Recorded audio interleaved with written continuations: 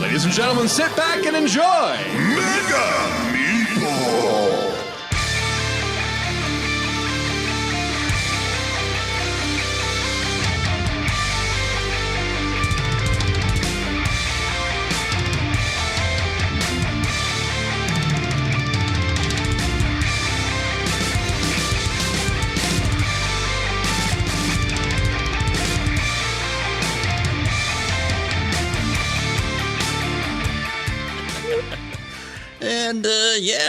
And welcome back to the Mega Meeple. As we join our conversation already in progress. We got continuing on my shoot the shit series. I got so we have got a neat talking to, and we got Liz with me today. Liz, how the hell are you? Hello, I'm good. I'm surviving this quarantine and try not to go crazy. Yeah. It's like, and I think the high heat level and humidity and stuff like that, and the heat index, even if I wasn't under quarantine, I think it makes it easier because it's like, I'm no way in hell I'm going outside in this. I'm staying home. I've been crazy. I'm going to crank the air conditioning up high, and here's the thing. I'm going to crank up the air conditioner real high, and then I'm going to go to bed and snuggle up underneath the covers. Yeah. When it's 105 degrees outside. Yeah. Make it about 55. Right. And I've been going crazy inside, and I have a dog, so I have no choice but to entertain him. And I've been hiking, but even my dog at this point has stopped hiking with me because he'll just stop in front of the trail before we even start and is like, "Oh, hell no, we're going to turn around." We're not doing this. And I'm like, come on, we can. I even pour water on him, and he wants nothing to do with it. So now I'm hiking by myself. My dog doesn't want to go outside. So I feel like I just need to pay attention to him because it is hot. It is boiling hot. And I'm in Wisconsin, so it shouldn't be that hot here. Well, in talking about, running some ideas and stuff, I'm excited because I finally get to talk about one of my favorite things. And no, it's not. Well, I like board gaming, but I've said this before. I ain't gonna spend an hour of the podcast talking about solo games every time Dick and Harry and their grandmothers doing that. You guys are getting enough of the wrestling commentary, once a month. With me and Tony. So, but my other fanboy type stuff is horror movies. Oh man, it's my forte. Liz, you said, when I asked you about that, it's like, oh, yes, and you're like, oh yeah, I have a tattoo of Elvira. Oh, yeah. I got a half-arm tattoo of Elvira, Mistress of the Dark, on my arm. I am Queen Bee horror fan. My dad had me watching horror movies since I was 5, and my mom was actually worried at that point because she was like, my 5-year-old daughter is sitting there with my husband, not blinking an eye, watching Jason Voorhees stabbing away. She's gonna wake up to be a serial killer. She blames my dad for everything. She's like, your daughter's weird all because of you. And I'm like, but you know what? It's fun. I love it. I literally wanted to do FX makeup back in the day when I was a kid. That was my dream job, to do Halloween all year round.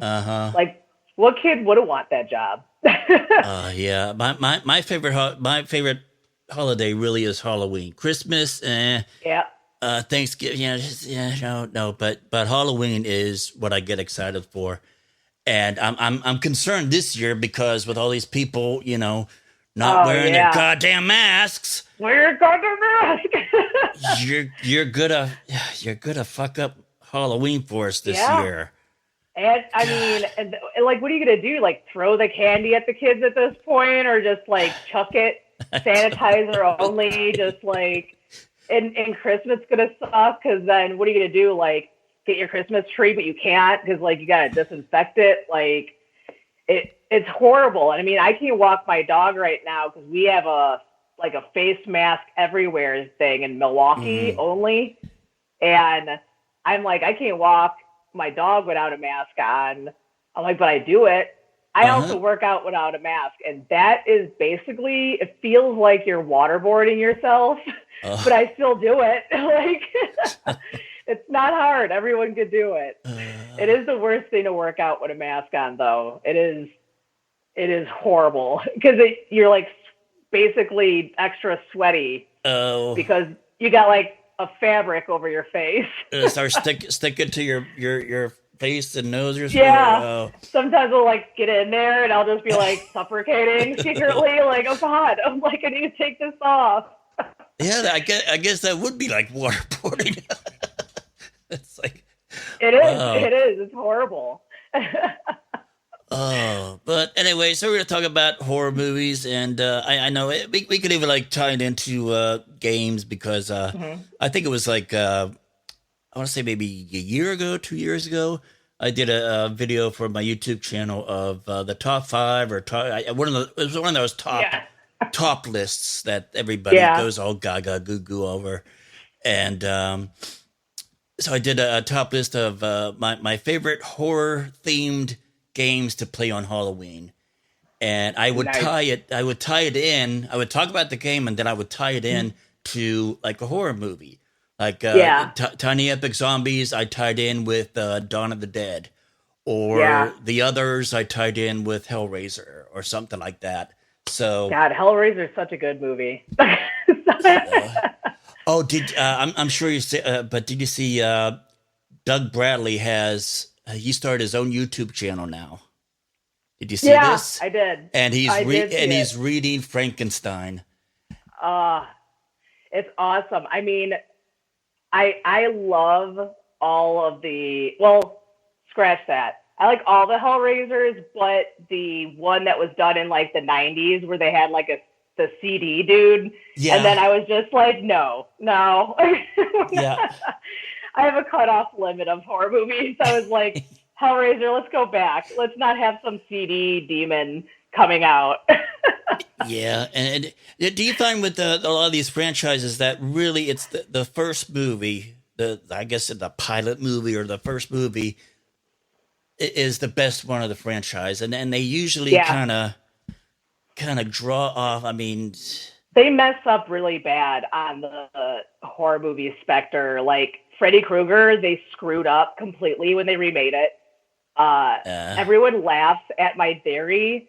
It's the theory of, we know what Freddy Krueger was. He was like a creepy pedophile. That was the whole scary part. He literally was licking every teenager in the movie. And it's like, what's more messed up than him coming back to life in your dreams? And this like creepy pedophile dude is like, that was like his niche, his jokes, but it was like a creepy uncle kind of vibe. Yeah. And they took that away and made it into some like weird SVU situation where it was like, Freddy wasn't funny at all, or entertaining. And it was very dark and dreary. And I was like, and I think I stopped at the part where they like entered a secret room where he had like a mattress with all the missing kid IDs. And I'm like, okay, we all knew that stuff, like from the old Freddy movie. Like, why are you guys turning this into like some weird, like, we're gonna arrest him? Like, he's dead. He's haunting your kids. Yeah. Like, you should deal with that situation first. Then obviously they burnt him alive because he did what he did. But I mean, like, even they gave him the Batman voice. It was horrible. And you weren't sure if you were watching Batman or Freddy. It was like, I'm going to kill you. It's like, what?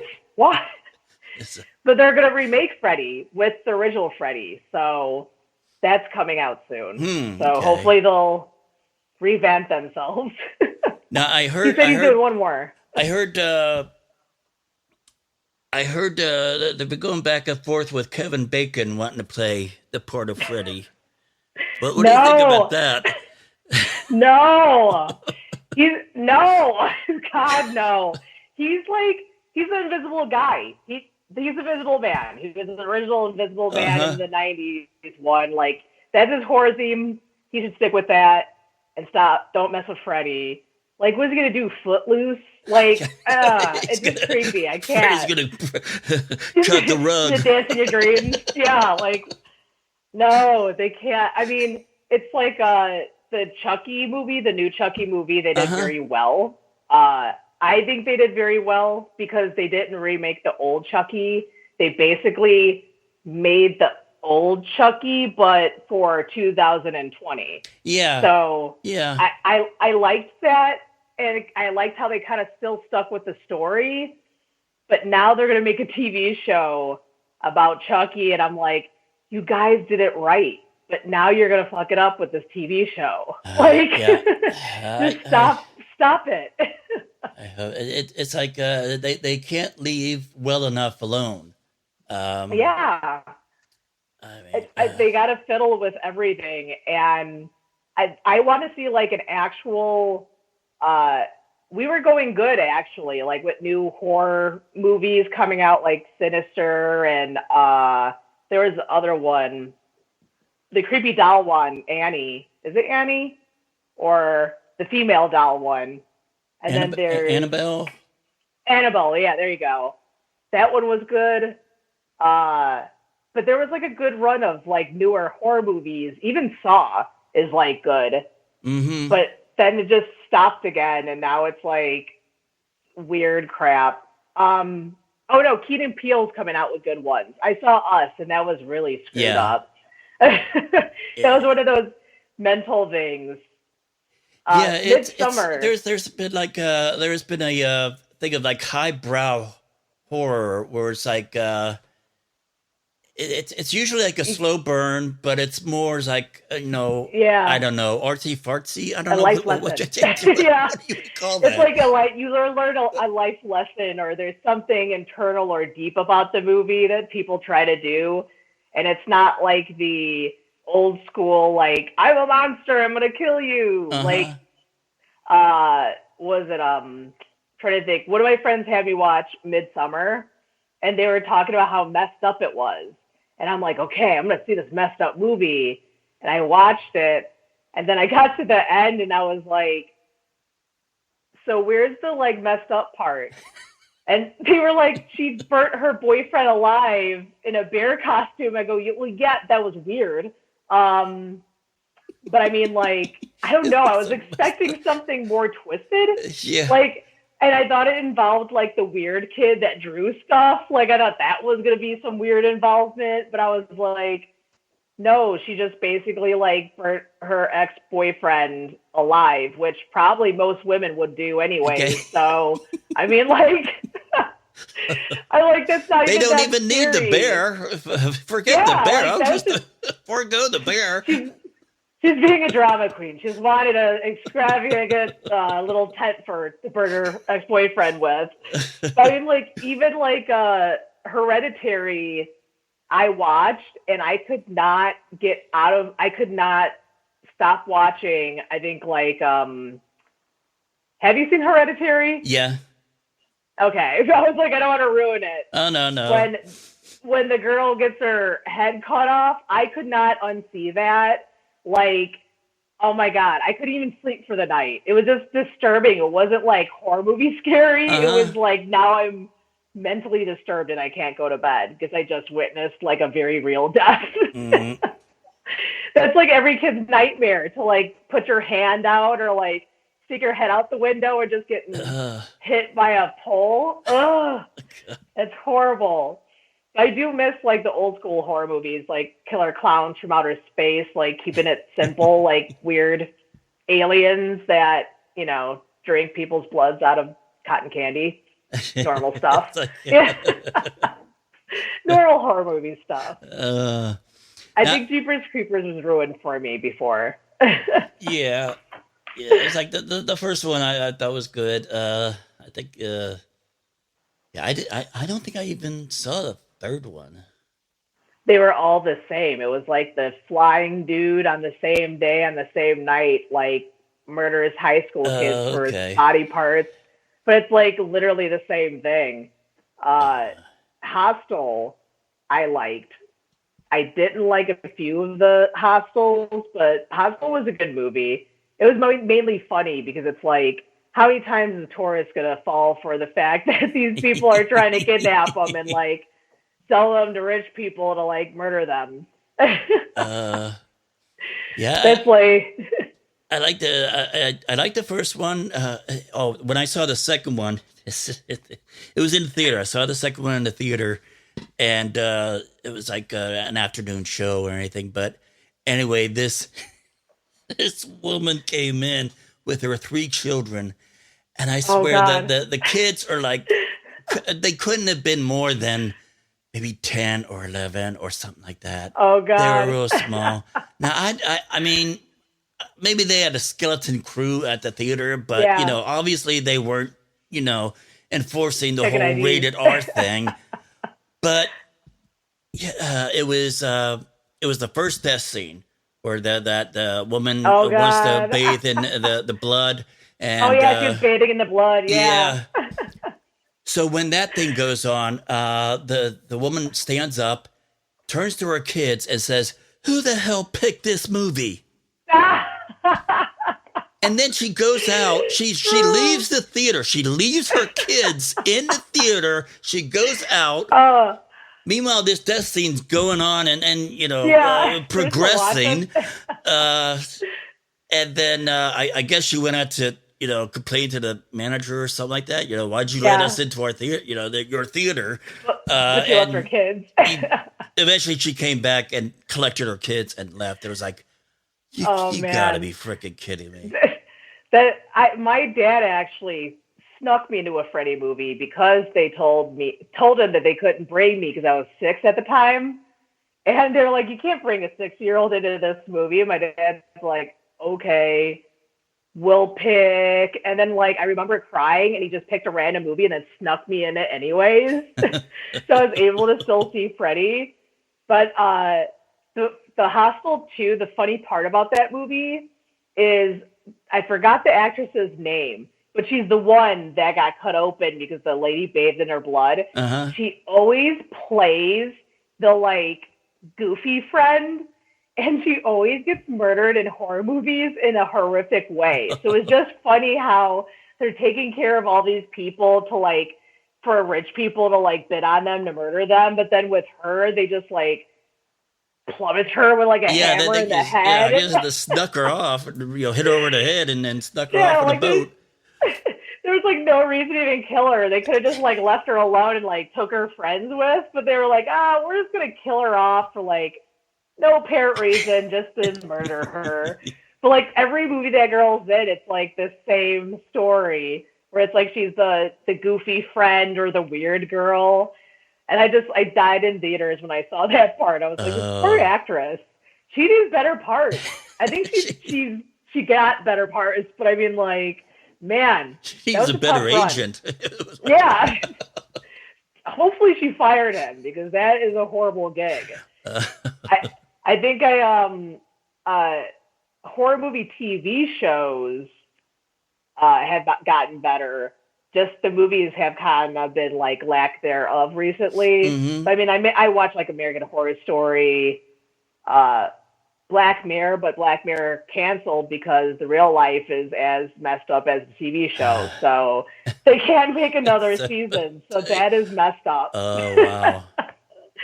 I mean, but so true because everything is technology now. We're living through technology because of quarantine. Like we can't interact with people, so everything's online. Like I'm pretty sure if Alexa wanted to kill me, she could because she's hooked on to like half my life. It would be like the Chucky movie where he's just like taking over all the vacuums and Alexas. Yeah. Slow death. I think I'm happy they're making a second Chucky movie, but I think they could have done better if they didn't use the Chucky name, or the Child's Play name, because it's like, what do you think about that? Because you're damned if you do, damned if you don't. Yeah. They make a remake or a reboot, stuff like that, whatever they want to call it, and it's like, well, if you go too far off the thing, people bitch about that. I remember people bitching about the remake of Pet Sematary. Instead of the boy getting run over, they I still ran haven't over been able to see that one. Okay, sorry I spoiled it for you, but oh no, I mean I've seen the original movie, so that's fine. But yeah, that was my bias too. Is I heard that Pet Sematary was bad, and I usually never not watch movies because people say that. It makes me want to watch it more. But like, I didn't watch that one because I do like the original Pet Sematary, but it's not like, I don't know. I feel very defensive with like movies I really like, and Pet Sematary's an okay movie. Like, but as soon as I heard that they were doing a TV show with like Army of Darkness, I was like on it. I like burnt CDs. I was like, let's see if this is good. Like, I'm gonna rip them a new one if it's not. Even like with the new when they did like the Freddy versus Jason thing, like that's what they should have done with Chucky. Like Chucky revamped or something, or like Chucky 2020, even though it sounds stupid, but it's kind of what it is. It's like Chucky for the new time. Right. But it's like, I mean, I'm kind of thankful that they're not even trying to make Hellraisers again. But hopefully they don't touch that after the 90s one. I think they learned their lesson very early on. I would hope so, yeah. Yeah. I don't even know what other old movies they could revamp because they're getting dark and deep into like the indie horror movies. Because Pet Sematary, I don't think it's a classic. But it's not like a very popular classic. And I feel like the deeper they get in, they might like try to mess with things like, was it Killer Clowns from Outer Space? And if they touch that movie, I will personally go to wherever they are, and I'm going to stop it. Because that should never be remade. I mean, it was a good remake. I did like it. Okay. All right. Yeah. I don't remember. I remember the original.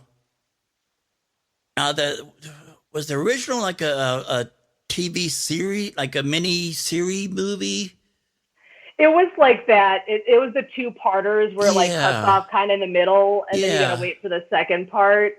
Yeah, I mean, Tim Curry is fucking excellent. I think excellent man. I liked, and this is why I think Tim Curry is the superior Pennywise. Is that he did what he was able to do what he did without CGI. Yeah. And this new Pennywise, it seemed like, he's scary, but they're kind of like overlapping CGI on his like so. But Tim Curry didn't have that all that computer stuff back in those days. He had to do it just by his acting. So, I mean, like I love every movie that man is in. I mean, Jesus, he was in Clue, all that. But I mean, like the new guy that plays Pennywise. He kind of looks like Tim Curry, which I enjoy. And he even said, he was interviewed and he said, he's like, I don't want to be the Tim Curry It. He's like, I want to be the new It. He's like, I'm not going to step on his toes. He's like, there's no replacing him. And I was like, that's a good mindset to have. But they did do a lot of like CGI parts, especially in the second one. It was very like, dark, and he's stretching, he's turning into a monster. I did like what's his name in it though. He was hilarious. The guy from SNL, I forgot the actor's name. Oh yeah. He played the funny guy, the comedian. But yeah, that was hilarious. The naked old lady scene was creepy. She's just like naked walking around and the girl's not even noticing. Like, there's a giant naked old lady. You don't see her. Like, it took you to turn around to like see this huge shadow over you. It's like the clown thing. I was like, as soon as I saw any sign of that clown being part of any relation to that woman, I would have been out. Yeah. Like, but it would have been a horror movie for people to just slowly react to situations. Have you ever seen Puppet Master? I've seen I remember seeing the first few, the most recent one, the what is it, the Third Reich or something. Yeah, It's I on think that was Shudder. I've not seen that one yet. there was a lot of. I think I was like the beginning one I used to joke around with because I was like, it's not a horror movie unless someone's literally sitting there while there's like a 3-inch puppet with a drill on his head trying to murder you and drill into your head, and it's like slowly drilling, and the guy's still laying there. I'm like, at what point do you wake up and you just knock him off, and then that's the end of the movie? But the guy just sits there screaming while the guy is drilling his head, and it's like not even reaching the skin level yet, and the guy's screaming. I'm like, just knock him off. Just give him a little flick. Like, that's all you got to do. That's all you got to do. There is like another puppet with big hands. So he just like choked people, and I was like, you have a gun. Just shoot the thing. Like, why do these people not know simple? I mean, it's like if you saw a spider, you'd be shooting it. Like, if I saw a spider, I would grab a sword and start chopping at it. If I'm going to see a short little doll trying to murder me, I'm going to do the same thing. Really? It's like, but that's why he loves horror movies. now there's some talk about Pennywise. I gotta do a tie-in with. I have another YouTube channel called the Horror Geek or Horror Geekdom, and I'm trying to do like horror movie reviews and what have you and stuff like that. But nice. I have one video over there right now, and it's I was able to interview. Have you ever seen the movie Terrifier? Yes. Okay, I was able to interview Art the Clown, David Howard nice. Thornton. So my friend suggested that movie for me, and I had never seen that movie before. And I decided to put it in the background for my Halloween party. Big mistake when he chops up that girl in half. I like stopped. We were playing I have a horror themed board game, but we were playing my game, and everyone stopped, and I was like, no, he's not going to do what I think he's going to do. And everyone just like stopped and turned around, and the whole scene was just like literally it's like guys watching some like a bloopers channel where someone's getting kicked in the balls. It's like literally all the females in the room were like, oh my God, no. Why is he doing that? He's cutting this girl in half, like from the crotch up. I'm like, no. That movie is the best, but it was also, I didn't think that it was that gruesome until I put it on. I guess I should have reviewed it before I thought it was a background movie. But I have a horror movie friend that suggested that movie, and like, man, I'm obsessed. That movie's amazing. And that guy's super creepy. I don't like clowns at all. It's funny, but yeah, I met him at the Mad Monster Party about a year, I guess last year. Nice here in Charlotte, and awesome. he was the only person. It was funny because I talked about this in the video. It was like, yeah, I met you at the Mad Monster Party, and he had the table right next to the director. And I ignored the director and went right to David's table and said, oh, fuck that other guy. I want to talk to Art the Clown. You should. Yeah, as you should. So it was like, awesome I and he was real nice. It was like, I have maybe like 6 followers, subscribers, stuff like that. It's like, no, Jay, no problem. I'd love to do that stuff. Got to start somewhere. So it's like, yeah. So it took a few months, but finally was able to get it recorded, and he was really, really nice. So I couldn't imagine what he had to go through with all that makeup, where like that's crazy, and then having to act with the hot lights and just like, because that is not CGI. That is definitely makeup. Yeah, and a lot of it. Yeah, because the director, he wore quite a few hats. The director did, because he wrote it, directed it. I think but he was also the special effects person on it too. Yeah. So and all that stuff. And there was like, just a few hints of CGI stuff, but it was really, really sparse. But everything that was all practical, right on there. And we were talking about that scene, and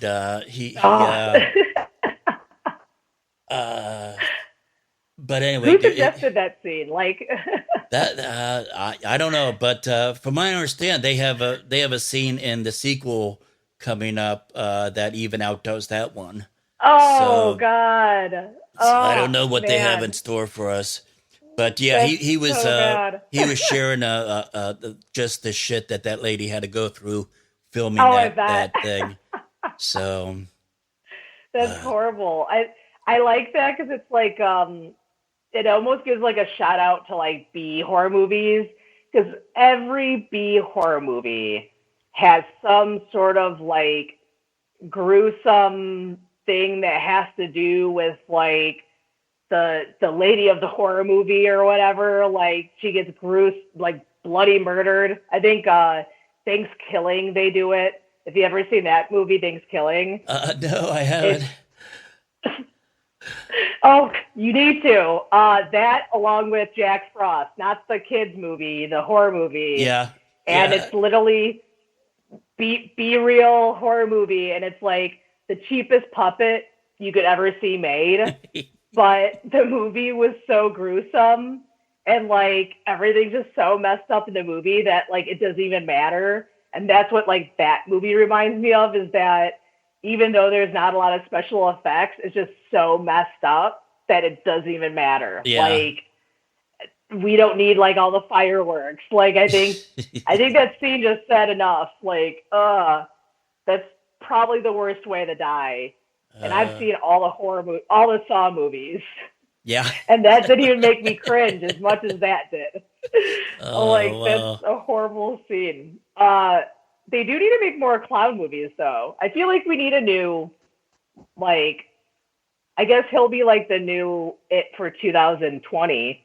Because I was like, I feel like every generation has their own clown movie. Because we had Hmm. like, I want to say the first ever clown movie. I mean, I guess it was. No, I don't know what would be the first ever horror movie clown movie. I stumped myself. Like, Mm. I needed to Google that. That's crazy. I like before it, there wasn't. I guess the old 1900s movie Freaks had a clown in it. Yeah. Uh, but that wasn't like the basis of the movie. Yeah. It's like all the ones I'm thinking of. It's like it it's like It's like a part. I think like Stitches. Oh yeah, Stitches I love. That was another good one too.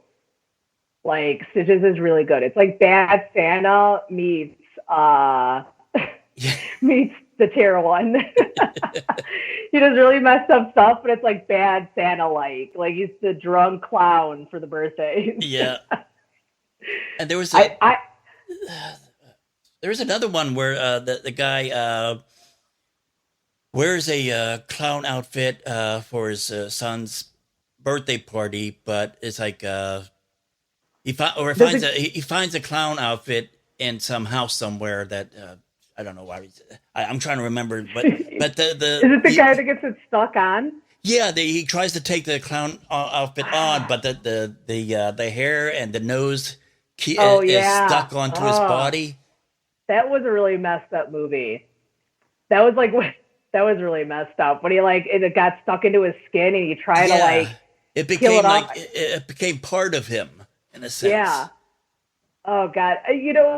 I feel like they had a lot of movies like that though that came out on Netflix because that movie came out and then the Ookie Bookie guy. I forgot the name of the movie, but it's like the Christmas one where he's the mascot, but Yeah, then he like the mascot like takes over and like starts. It's almost like a it gives me a very I'm trying to think of the movie with a scary bunny in it. I'm having a brain fart. Damn it. It's not a horror movie. it's not a hero. Okay. Donnie Darko. That's what it gave me a Oh, vibe of. okay. Like a very Donnie Darko vibe with like the mascot just appearing out of nowhere, and then that was it.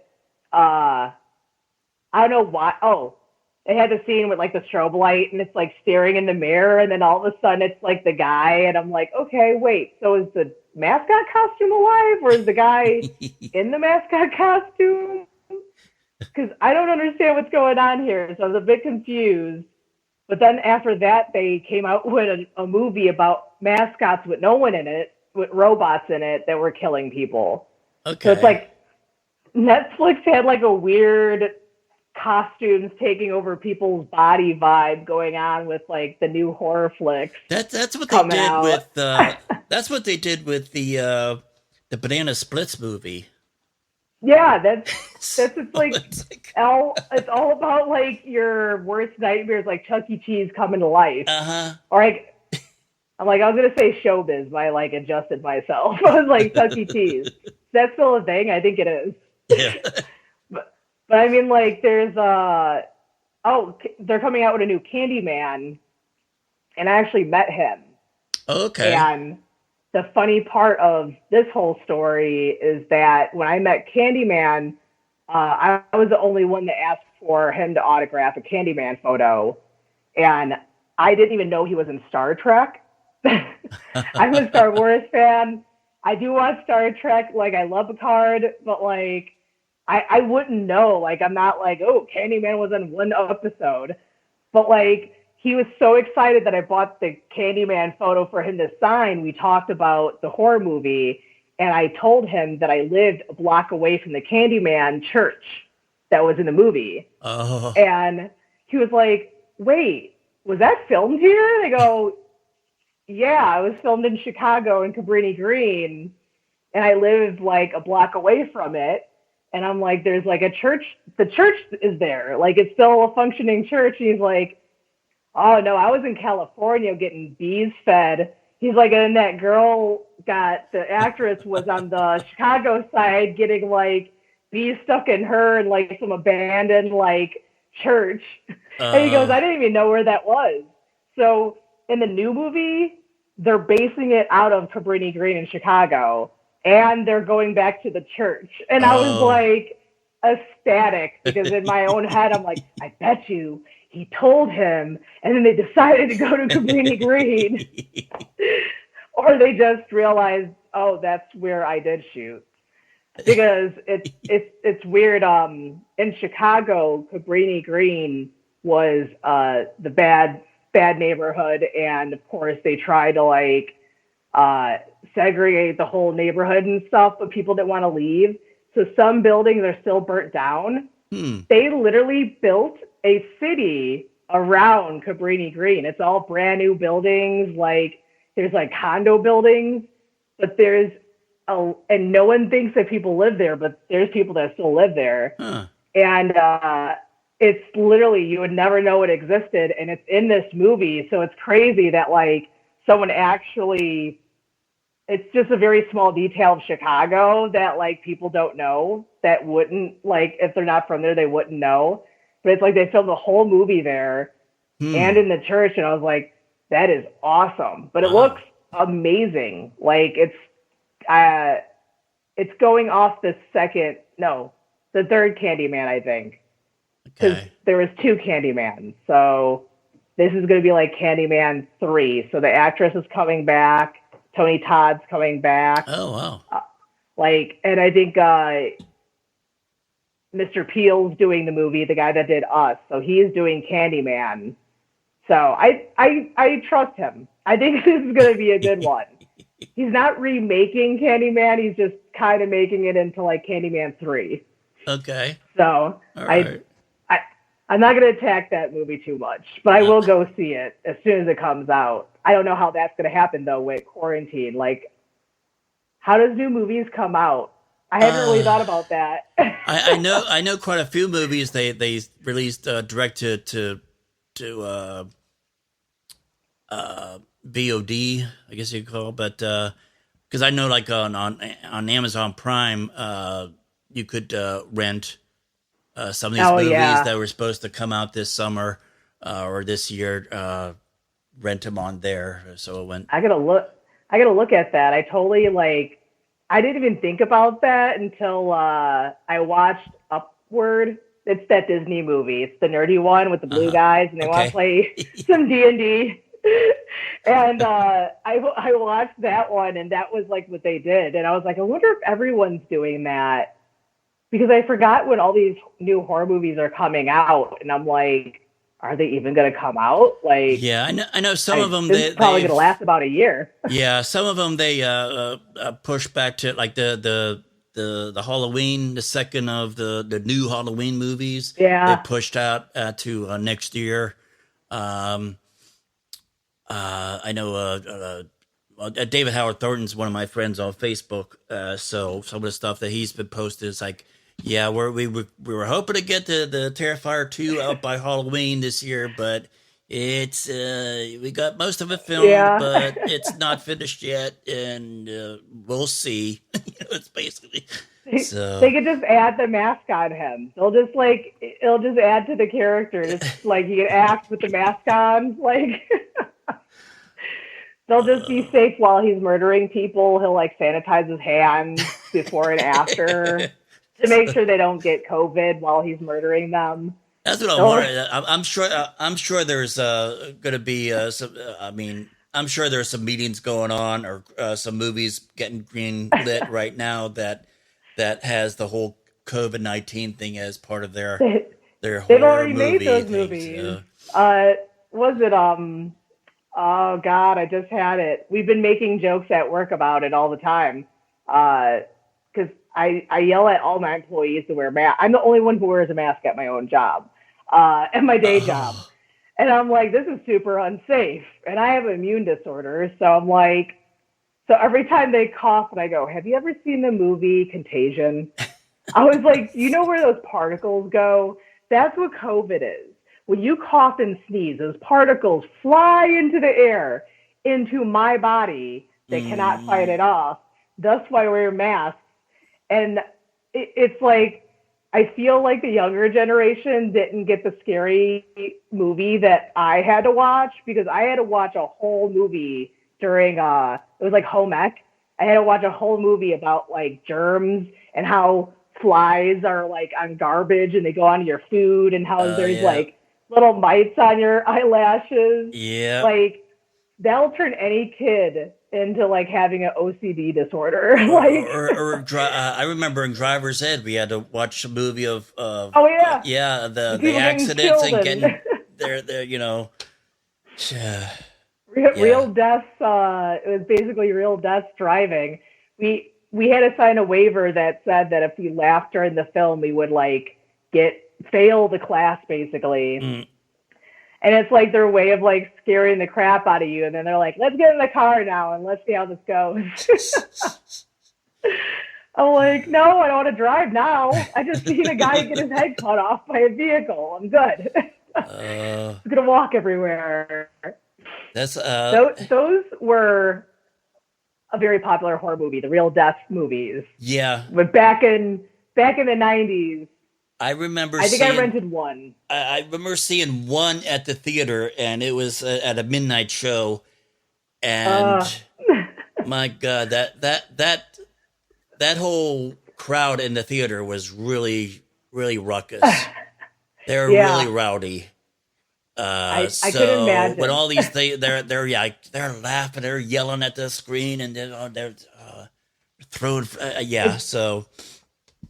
My friends wanted me to see the movie, and we got on VHS. That's how long ago this was. Yep. And I go and we watched it. Be kind, please rewind. Yeah, I was like, oh, hell no. We're not watching the rest of this. It's like we got to one guy who was getting eaten by an alligator. And I lived in Florida at the time. So I was like, I don't want to watch this. I don't want to watch a real person get eaten by what lives in my backyard. Like, I grew up with my elementary school telling me how to run away from alligators. Like, it's a legit issue, because you could walk home from school in Florida and bypass a golf course with the like water there, and some alligator will come up and like think you're a snack. So it's you got to know how to run away from alligators. I'm like, I don't want to see people dying That's like on the news all the time. They're like, some kid was playing in the backyard and they're gone missing. Alligator ate them. It's always alligator. If your kid's missing and they played in that backyard and it's near a lake, which is basically a swamp because all of Florida is a swamp, they're eaten by an alligator. Why did you let your kid go out there by themselves? Oh man. They didn't zigzag. No one told them. It's like those. It's weird. It's like, all right, yeah. Now there are two types of horror movies that I enjoy, because I was like horror, and I go back and forth about, okay, what's horror, what's thriller, that type of thing, and gore. And but there are some really good thriller, like psychological thrillers or horror movies that are kind of deep, but it's like, okay, it's like it wasn't really a horror movie, but the one that I'm thinking of in most recent memory, I think it's probably still on Netflix, I'm not sure, is the Platform. Have you seen that? I feel like I have. What was that about? That was sort of like a futuristic thing where you have two people. There's like 300 or so levels to this prison, and there's two people each level. Oh, and there's this that platform like... of food that comes down. So all the people in the upper levels get all the good food, and all the people down at the bottom has, they get the crab food, yeah. But it's something like that is like, okay, you watch it and then, talk about it later. Or another movie is The Girl with All the Gifts. That's another movie where that it's like, that's a movie you watch like if in a theater or something like that, and you go to a restaurant or something like that, or watch it on Netflix or whatever, and then while you're laying in bed with your significant other, it's like, okay, what do you think about this part? Well, and you just kind of mulch over it, and think about it, and then there are other movies like Terrifier that. It's like, all right, it just explains it. My brain has been on all day. I just want to. It's like wrestling for me. I just want to turn. I don't want to think about anything. I just want to turn my brain. It's mind candy for me. The Terrifier is, I want to say, like 5 steps up of a normal gore movie, because I would define it as gore because it's gory as hell, but it's not gory as in like the whole movie is just based off of being as ridiculous as possible. Like it's kind of on the same level as Saw, where it's kind of like it's got a good backstory and also it's super gory. But it's really messed up too. It kind of reminds me of Asian horror movies, because Asian horror movies are like really gory, but they're also good horror movies, if that makes sense. Yeah. It's like all the genres in one.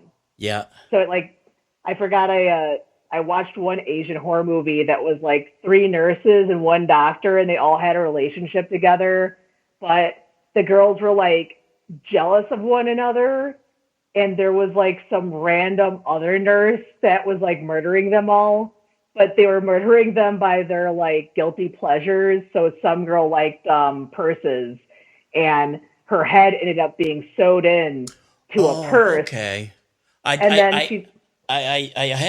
haven't seen this movie, but I heard a podcast where somebody was talking through it and talking about it and saying it was pretty good.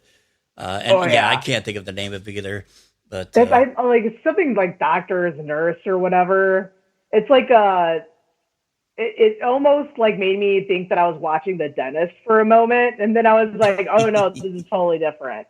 Like Dentist is like a gore movie. It's like a B gore movie. Basically, you're just there to watch it. It's a dummy movie. It's good though, but it's like made there to be gory and scare you and be like, ew, gross. Like. Right. Pulling teeth out and like making. If you don't like The Dentist, you don't want to watch that movie. But I've experienced an orthodontist half my life, so I'm I hate that movie. It's like reliving my past. Yeah.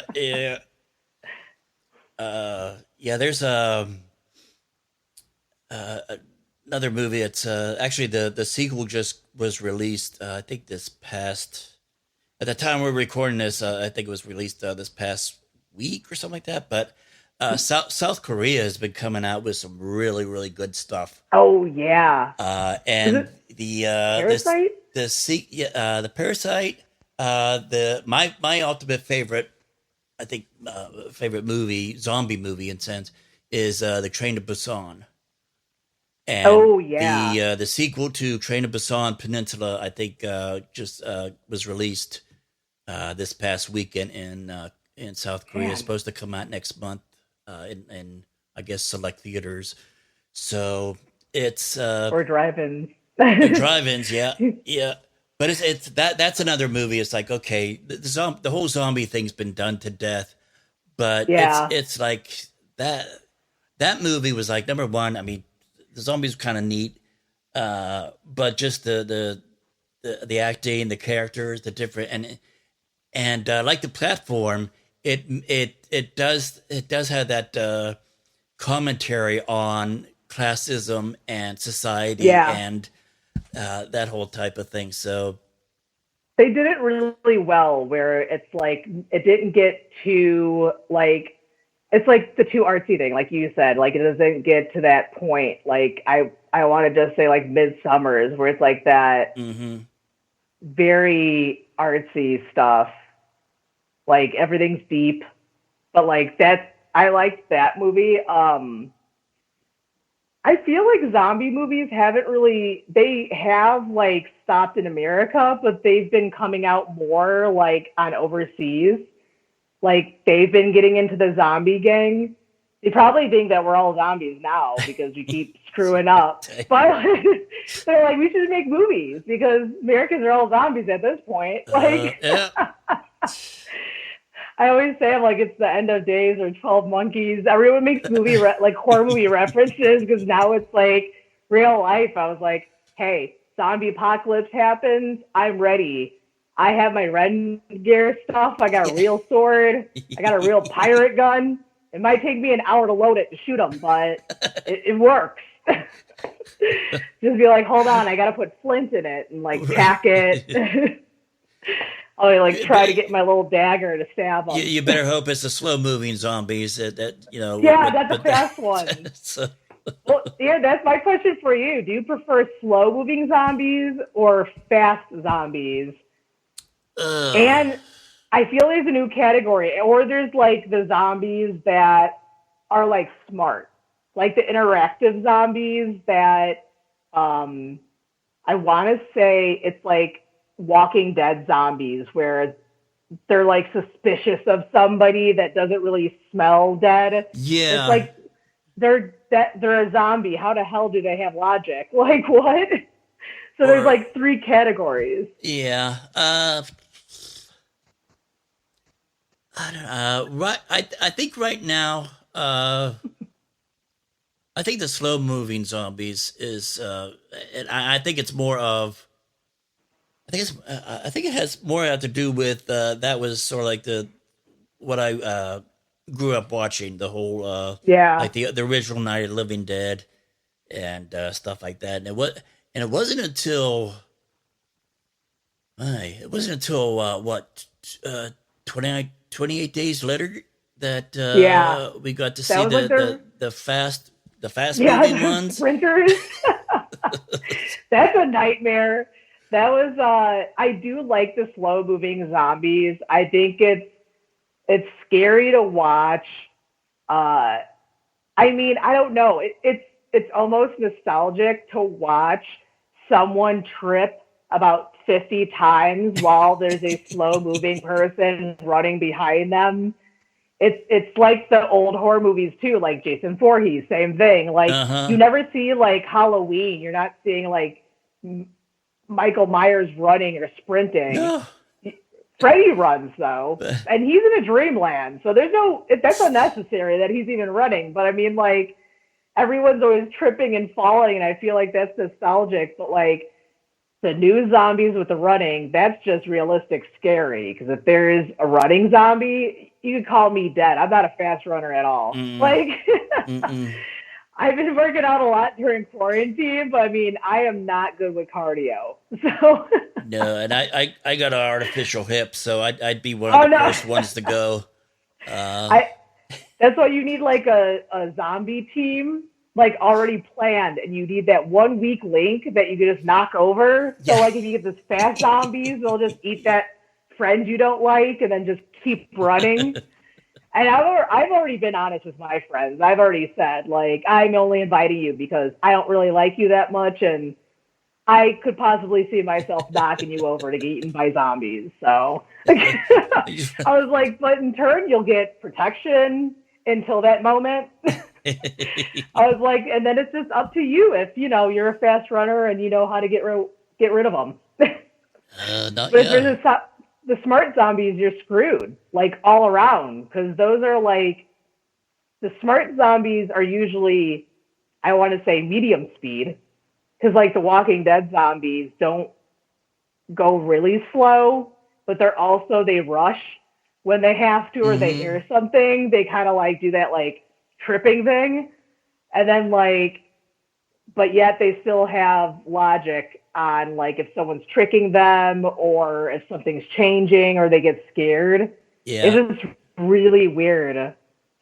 It kind of reminds me of Shaun of the Dead when the one guy is locked in the cabinet playing the video games, but he's a zombie. It's like that's where they're going with it. I was like, let's not. I stopped watching Walking Dead though, like, God, I want to say like 2 seasons ago. Okay. Yeah. I was reading the comic books and I lost interest. I lost track of it back. I think it was before. I guess at some point they got a hold of Negan and put him out of action or did something. You know, I see from what I've seen of the still production stills, he's still around. But yeah, that's what I kind of lost track of it is sort of like the season after they killed half the you're like that guy. half the crew. That's why I quit. I mean that, and plus I started reading the comics, and the comic book, it just really messed me up because I was reading the comic book for the same season I was watching, and it wasn't the same for me after that. I was like, the comic book is really messed up because there's like a few messed up scenes where they like go into the jail and like they changed a lot of the characters around.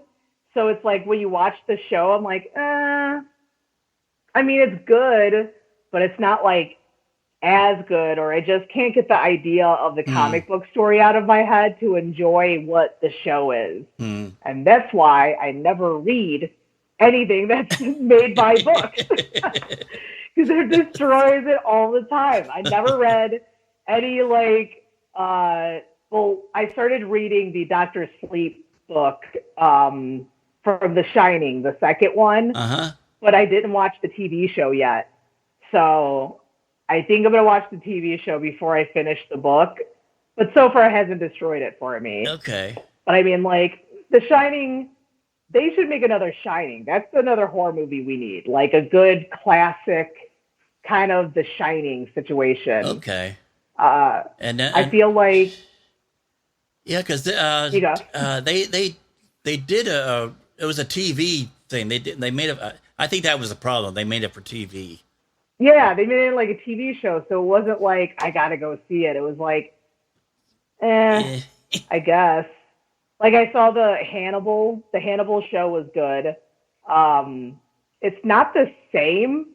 I had to adjust to the Hannibal Lecter guy not being Hannibal Lecter. And it was like a different actor. And that was a little weird. But I mean, that show was actually really good.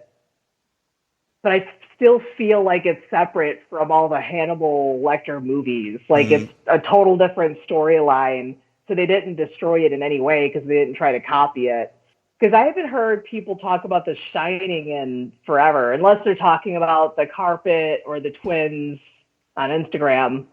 I feel like that's all horror movie people talk about is the carpet and like the draperies on The Shining. I'm like, can you talk about the movie? That was kind of scary. Like, like I get it. The rug was fantastic, but let's move on to the fun stuff. Yeah, that was. I'm trying to think of another. Get back to like remakes and kind of how closely did they follow the is it a true remake or do they even intend to make the remake? It's like the Child's Play one, but I think one of my very first horror movies I watched, one of them was The Changeling, that Canadian movie with George C. Scott. Yes, I know that one. That gave me the chills. Just and that little, he goes out to the river, throws the ball out into the water or the river, and then he comes home. And as soon as he comes through the door, this damn. Nope. So I remember when I saw that it was thunder and lightning outside, and I think they just added to the whole atmosphere. And then you had the scene and the atmosphere. Yeah. And then when I was in high school, I'd go over my brother and his wife's house for the weekend, do like a sleepover with my nephew, and we'd rent like horror movie. But one of the first ones we watched was The Evil Dead. Oh God, one of my favorites. It's a classic. Yeah, and then when they said they were going to redo it, it was like, oh, please. So at first I was against it, and then I heard that Bruce and Sam kind of, I guess, signed off on it or endorsed it. It was like, okay, well, if they're producing it and they're signing off, I'll give it a try. And that's what I like about him is he's very possessive over that like project, and he's always involved in everything that has to do with like Army of Darkness and Evil Dead. Mm-hmm. I started on Army of Darkness when I was a kid. Okay. But then later on, I found out that Evil Dead and then Evil Dead 2 was Army of Darkness, just 1, 2, 3, and then it goes into the newer one that they did in the 90s. I forgot what it was called. And I don't know how, it was really weird. It was like they went a weird route with the Evil Dead thing. And I don't think that Bruce signed off on that one, though. So then they cut that one off. And then they remade the actual Evil Dead. And I enjoyed that one. Yeah. I thought it was cool that they kind of did it to where it was like Bruce handed off the, like, I guess you want to say the chainsaw hand to like the next character. It was like he was in the movie and he was like, here you go. And now there's like a girl with a chainsaw hand. Mm-hmm. But I don't think anything's going to come of it because it's been like years since. Yeah, because I think it came out in 2000. It came out in 2013. So I was living, because I was living out in Oklahoma at the time, and that's when I saw it. I had to drive an hour and a half from the cowfuck town that I lived in to go to Oklahoma City to watch it there. Damn. But you're like, I know. It's you literally drove a trip. Yeah. That movie scared the crap out of me because it's like. It's the whole cabin thing. It's like scary as crap. You got something in the basement, and just the fact that you're walking down there, like it looks like someone got murdered down there. Mm-hmm. And I lived in Chicago, so some of my apartment building basements look just like that. Really? And I want nothing to do with it. God. I hardly did my laundry. I was like, nah, I'm good. I'll figure out another place to do this. I'm like, what's this room to? There's like a wood door that like no one goes into. I don't want to get murdered. Screw it. Yeah. But I like that movie. And then there's another, honestly, all the Evil Dead movies, that I started on, and the Elvira movies, which isn't horror movies. I would watch a TV show. So like I was watching the black and white like Alligator Man or the Head That Never Died. Oh yeah. And that freaked me out as a kid because I was just like, that would be horrifying to just be a head and just have to sit there. And you can't move, but you communicate, but you're like stuck. You're stuck there and it sucks. Of course, that's like the first thing a kid thinks is, I can't just sit down and do nothing. I'll be so bored. And I'll just sit there staring at a wall. I forgot what other movie I watched, but my dad likes all the black and white ones that she shows. And then we had Svengoolie in Chicago. He's like the very unattractive Elvira. Okay.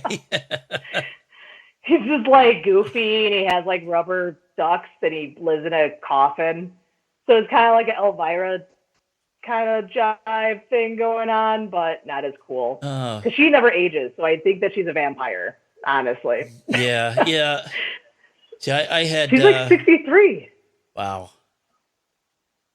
Yeah. Wow. She looks good for 63. Yeah, really. Yeah, I grew up with, and growing up in Pittsburgh, we had Bill Cardille, Chili Billy, and the Chili Theater, Chili Thriller Theater or something like that. But we called it, his whole persona was Chili Billy, and he'd have, the old black and white scary movies and stuff every Saturday night, 11:30, and. My mom's. You gotta stay up late. You gotta ask your parents to stay up that late. Yeah, because my mom was like, "Okay, you gotta," because that was the thing. I had to take a nap in the afternoon, and I didn't want to take a nap. And she was like, "Well, if you want to be awake to watch Chili Billy, you gotta take a nap in the afternoon." And invariably, even if I did take a nap, I'd fall asleep halfway through the movie anyway because it was like 1 o'clock in the morning by the time it was over. That's how I felt. I feel like as soon as like Elvira got off the screen, I was a little kid, so I was like, I'm done. There's only so many times I can watch the Swamp Thing or like the old like Dracula movies.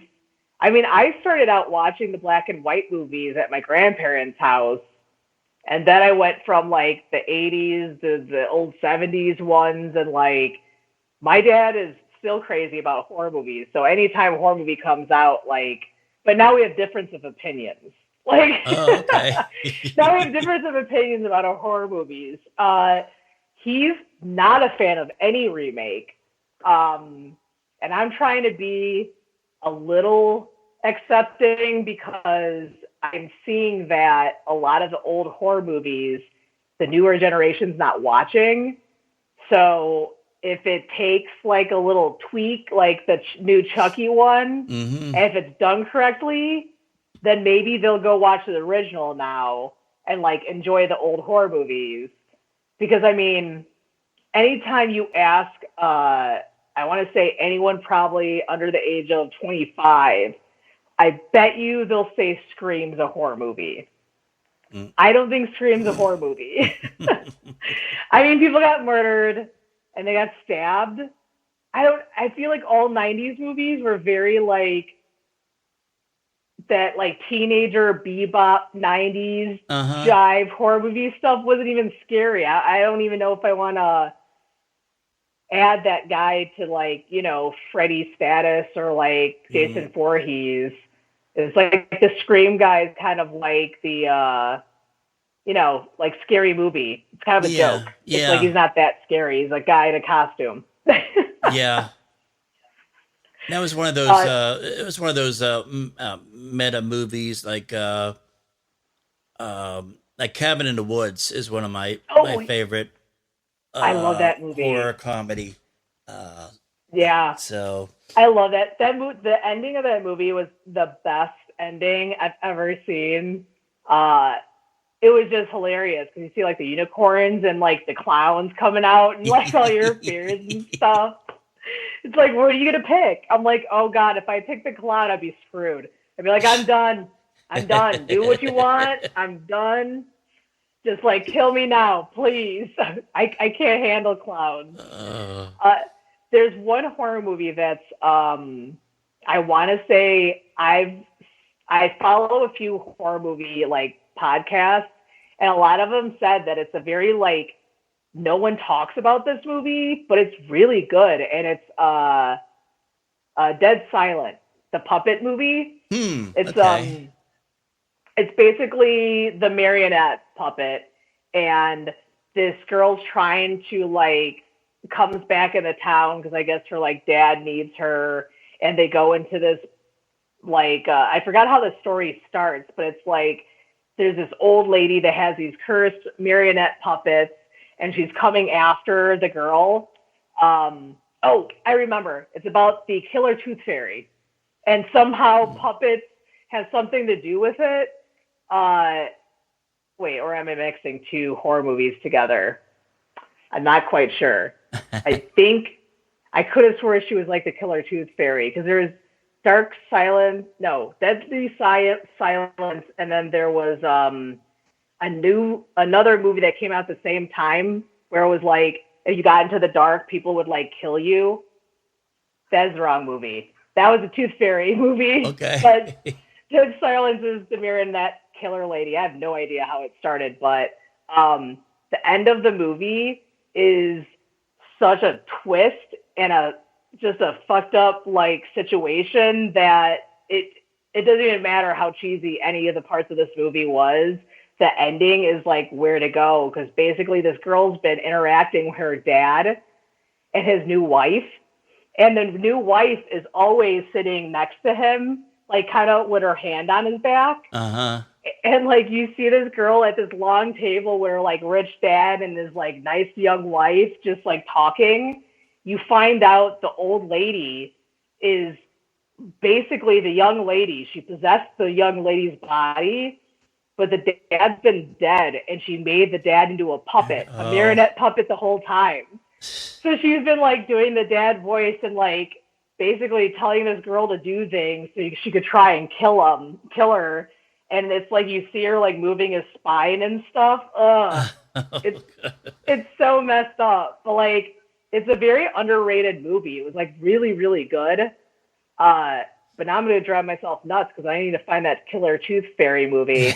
I accidentally showed one of my friend's kids that movie, and they did not want anything to do with the tooth fairy afterwards.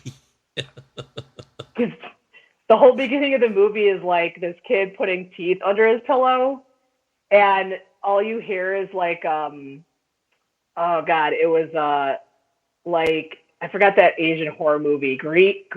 No. It's the one with the cat kid that like just The Grudge. Okay. Yeah. Yeah. So that's what the tooth fairy lady sounds like, is like the Grudge lady. So you just hear like this noise. And they're like, you can't look at the tooth fairy because if you do, you'll die. And I was like, who made this movie? That's messed up. Some kid's gonna watch this. I accidentally had it on, and one of my friend's kids walked into the room during that scene, and I was like, I am in trouble. Like this kid's gonna have a good fear of like what the tooth fairy is. She's like, yeah, I can't get near his pillow because he keeps like putting it over his head because he thinks he's gonna like die if he sees the tooth fairy. I'm like, oh, my bad. Sorry. I've done that several times to my friends' kids, and that's why I should never babysit anyone's kids. My brother already knows with my niece and my nephew. I'm gonna screw them up pretty good. So I mean, nothing's gonna mess them up anyway. My niece watches YouTube and God knows what on there, or TikTok, and she's so unimpressed by me. She's like, I watch these kids that play with toys, and I'm like, you know, your Aunt Liz does that. She's like, what? I'm like, yeah, like with board games. She's like, oh, cool. And then goes back to whatever she's doing. I'm like, oh, thank you for your support. Thank you for. I'm like, don't you want to watch your aunt's like show? She's like, no. I'm like, good. Doesn't matter. It's 18 and over anyway. I'm like, you're not allowed until you're 18. She thinks I make kids games. Oh, okay. It's a shocker. Now, is there any? Let's see. Is there any movies that is like, all right, I just simply flat out refuse to watch it. It's from what I've heard or what I've seen is like it's too much even for me. I gotta say, like The Grudge. I literally, after seeing The Grudge, the beginning of it, not even the whole movie, I walked out and I demanded my money back.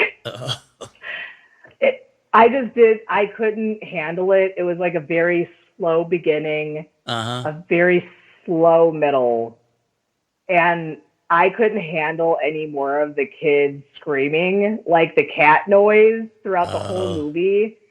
And I was just like, I can't. I don't even know at this point what this movie is about.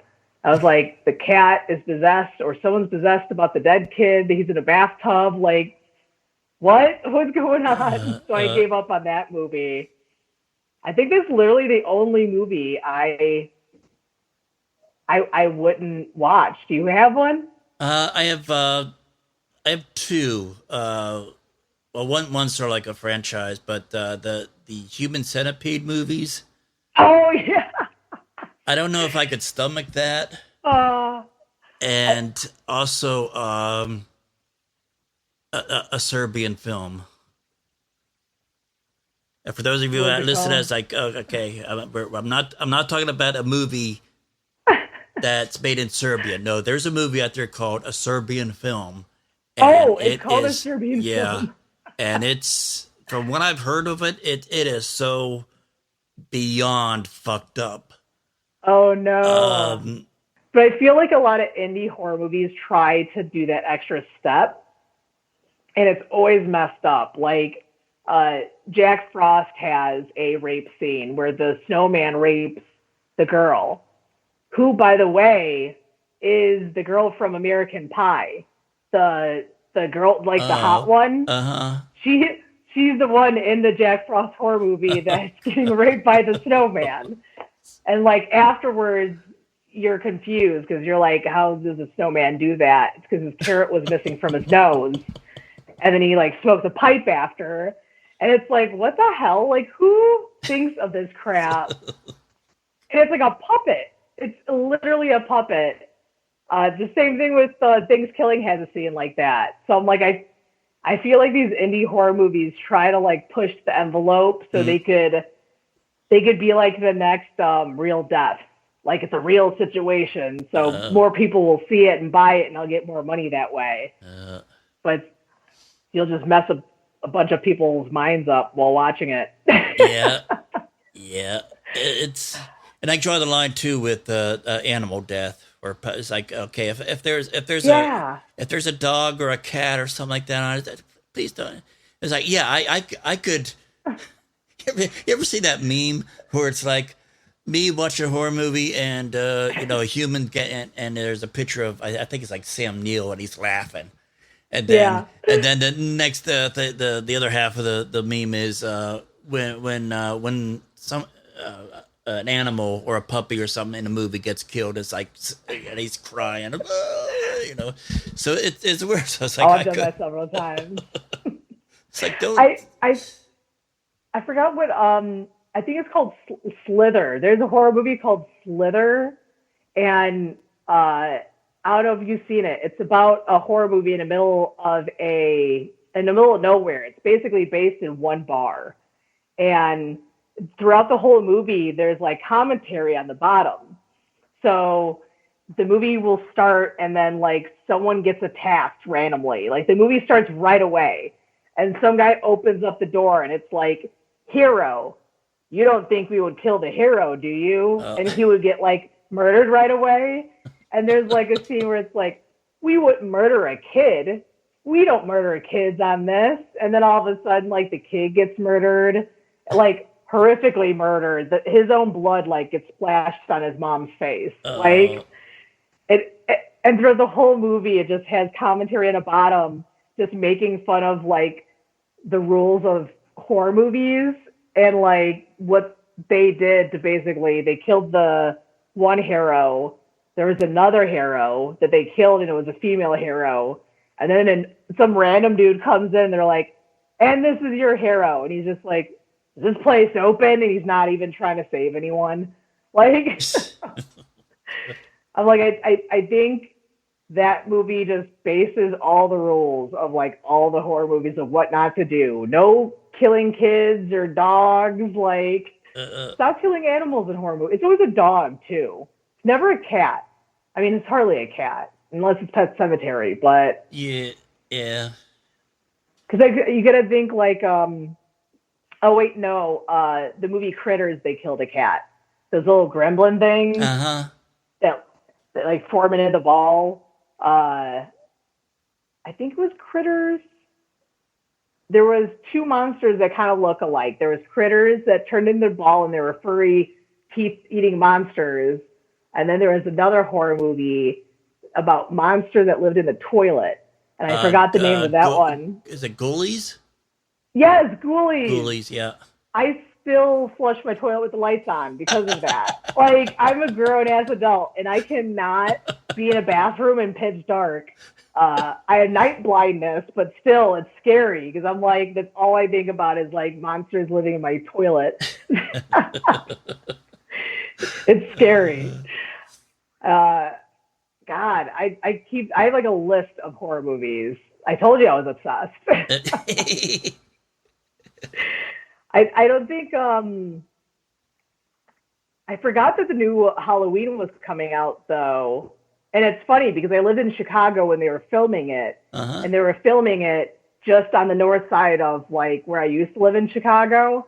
That's where it's mainly filmed anyways. It's like the whole Midwestern house area. A lot of the Halloween scenes were filmed on like the north side of like Rogers Park of Chicago. But I remember I was going to try and sneak over there to like watch or like try to run into somebody. But then like my friends told me that they tried and they got like kicked out as soon as possible. They got like 2 blocks away and they were like, no. They're like, but we live right there. Like we live in the section over there. And they're like, we gave notes to everybody to like, basically there's like a time where you could be on the street right now. So I'm like, oh damn it. Wow. Okay. We couldn't sneak in because they locked us out. Trying to break into the horror movie filming. I mean, who wouldn't want the autograph of like, you know, anyone from any of the Halloween horror movies? Yeah. It's like classic. Yeah.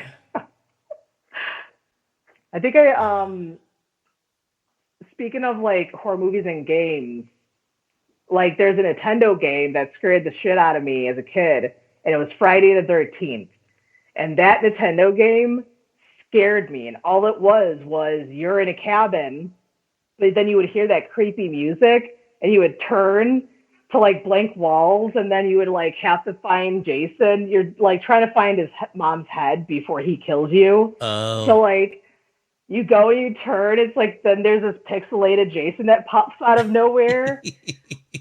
Scare the crap out of me every time. And it's like the worst game to play because that's all it is. You're looking for a head and you're not, it's like Nintendo. So you're just basically staring at a wall. Because like if you find the head's just going to pop up and that's it. Like, and then boom, that's the game. Like that's, it's like the Freddy game was bad too. Like when they were just mass producing movie games, Nintendo decided to do. They showed that on the documentary I saw on all the, I guess the history of video games. Okay. And it was like it was how people do like the shows, the TV shows nowadays, but now they're doing like, they did video games. So every movie, like 007 had a video game. All the horror movies had video games. Roger Rabbit had a video game. Yeah. That used to be my favorite movie as a kid. Which is any favorite movie as a kid, you watch as an adult and you really think about what the hell you were thinking when you were watching these movies. Like All Dogs Go to Heaven Like, those dogs kidnapped that girl. Like, they were gambling. Like, she was in a casino. It was basically Goodfellas with dogs. Like, and no one said anything. They're like, I just kidnapped this kid, you know. We're just going to sell her off. Like, what the hell? And that's like the type of wholesome movies I watched as a kid. So that's why I went to horror movies. Yeah. At least they were like honest about, you know, giving you nightmares. Oh. I don't think I've ever gotten a nightmare from a horror movie, though. I can't even think about one horror movie that would like, oh, The Babadook. And that was only 2 years ago. Probably the first horror movie that gave me nightmares. Oh, wow. Okay. That was a super scary movie. Like, I couldn't even, like, I didn't even have to read what they were saying. That movie was just so freaked. Like, it just freaked me out. That would be a fun board game to make, though. A Babadook board game. Yep. Have little, like, shadow puppets. All moving parts. I have that idea now, guys. No one steal it. Please, someone take it, please. I got enough on my plate. I still got to finish another game. I'm like almost done, and that's like as bad as me editing my podcast right now. Oh. And I'm due to have it out on October 27th, so I guess I should hurry up a little bit. I'm like, I dragged ass on my other game. I think I did it very last minute, Okay. which explains why my Kickstarter sucked. But it kind of has a connection with the horror movie themes because I have a horror party game called Summoned. So when I first started advertising for that, and like my company is like, you know, sci-fi horror kind of Attack from Mars. Uh-huh. And when I started advertising Summoned, it's about demons and possessing people. I got a lot of people adding me from satanic churches on my Instagram by like a lot. It was super concerning. I kept like clicking on their profiles, like, this got to be some kind of goofy podcast or something that wants to be friends with me. No, it was like a legit satanic church. And I'm like, I wonder if I should clarify that this is a game and not like my beliefs. Like, I don't know. It started getting a little scary, but I never like unfollowed them or anything because I didn't want to like upset anyone or, you know, upset some kind of cult people to kill me off. But it's just so funny because it's like they glued to it. It was like so weird. I just posted stuff about a Ouija board and they're like, hey, let's do that. And I'm like, you guys want to play board games? They're like, wait, no. This is a board game? I thought you were calling demons out. I'm like, not really. Not doing that in real life. Which took me forever to find a custom-made Ouija board person that didn't expect me to do some kind of mass, like, end of days chant or something, because I would like try to order 1,000 custom-made Ouija boards as our Kickstarter gift, and no one would want to do it because I had a lady yell at me and was like, "You can't do that because you're irresponsibly distributing it to people that you're gonna like do some kind of like chant for." And I was like, "No, it's mainly just like for show. I'm not like making you make a promise that these Ouija boards are gonna work. Like, I don't think anyone's gonna return it and say it's broken. Please take these Ouija boards back." Because it just like looks like the game. Uh-huh. But like no one wanted to do it. And I actually found one guy that mass produces all custom made Ouija boards. And he told me too that he was having issues with people like being scared that he does that because they're scared that like, I don't know, the exorcist is gonna like happen. Because my whole office is full of Ouija boards because of my game. So I'm like, if you're scared of Ouija boards, you probably don't want to be any kind of guest in my podcast in person. You need some sage or some holy water. It's probably my bad luck. Yeah, I remember when Exorcist came out. I was that was back in my church days, and yeah, I remember the whole satanic panic thing, and Oh yeah. yeah, I remember being told, it's like this if you see this movie, it opens you up to demonic possession. And My mom's very Catholic, so my whole family's Catholic, so they're very like no Ouija boards, nowhere. I did not listen, but but I do remember them saying like if you they would say stuff like it could be possible the spirit because it was a real story, like it was based on a real story. They said The Exorcist, hmm and they're like that spirit could like take over your life through the movie.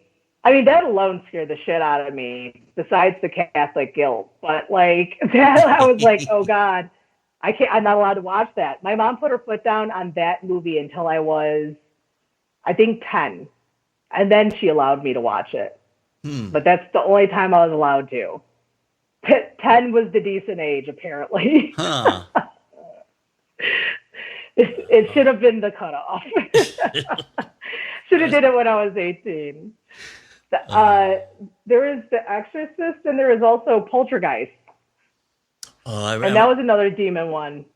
I remember seeing that the first one. My high school buddy and me went to see that, and he actually he actually quit his summer job because his summer job was he would he would like mow the grass for a Yeah. cemetery. So it's like, so after seeing that movie, it's like Oh yeah, no. that's I can't do that anymore. So Yeah, I mean that makes sense. That would be a horrifying job to like watch that and then go and like mow a lawn. I I got obsessed with watching static TV as a kid after watching that movie, and like just putting my hand on the screen, and I would just sit there and my mom would hate it, and this is why she regretted showing me at the age of 10, because I would just sit there with my hand on the screen and I would just be like, they're here, and my mom would be like, stop it, because at the time I have very curly hair, but my mom is, I'll explain, my mom is very blonde hair, blue eyed, straight hair, white lady, and my dad's very Italian with curly hair. So my mom would always straighten my hair out. So I looked like the girl from behind. So you just see like long blonde uh, hair and like my like sleeping gown. And I would just sit there and be like, I'm here. My mom's like, go to bed. You're freaking me out. Just go to bed. uh, I love that movie. My dad got obsessed with Firestarter because as I was the same age as in Drew Barrymore when that movie like was at Blockbusters. My dad picked it out. uh-huh. I look like Drew Barrymore from Firestarter when I was that age. Like we look identical. My dad used to hold the movie up and call strangers to me in Blockbuster and go, "Look it, my daughter looks like Firestarter." He didn't even know it was Drew Barrymore too, and I was like, "What? Who the hell is that?" And I watched the movie, but it was like the funniest crap because I'm like, okay, so the only difference is we were both really chunky blonde girls. Like that's all. We both had like a fat childhood. Like that's the only thing that looked the same. I didn't think we looked the same, but uh, we kind of did when I was a kid, and then I obviously grew out of that. But like that was my dad's obsession, was trying to freak my mom out with any horror movie with like a little girl that had like long blonde hair, so we could like, you know, torture her. I don't think I grew out of that TV thing for like 2 years. I was literally doing that joke probably like 5 times a day. My mom was over it. Scaring her is easy though.